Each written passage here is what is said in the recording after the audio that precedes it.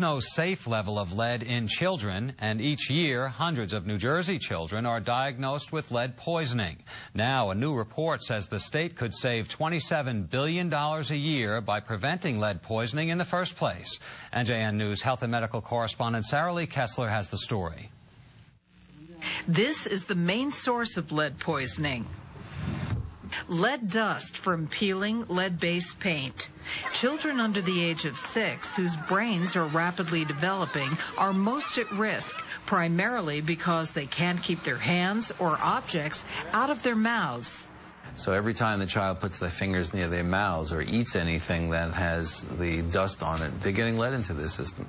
There is no safe level of lead in a child's body. Even at very low levels, 1 or 2 micrograms per deciliter, it can result in cognitive impairment, neurological damage, all sorts of negative effects.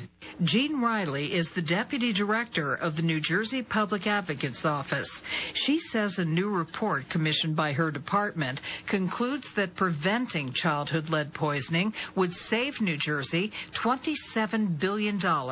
In terms of increased taxes and reduced revenues that are lost. Lead exposure can cause permanent damage to the parts of the brain that regulate a child's intellect and self-control. The net result, according to the report, poor performance in school and a greater likelihood of antisocial behavior.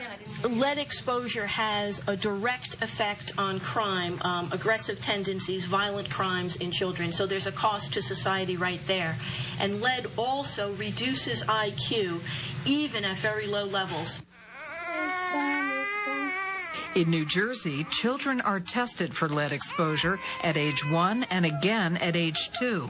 A blood test of 20 micrograms per deciliter triggers environmental intervention, which can include extensive remediation. But Health Commissioner Heather Howard has proposed reducing the action level to 10 micrograms. Negative, less than 1.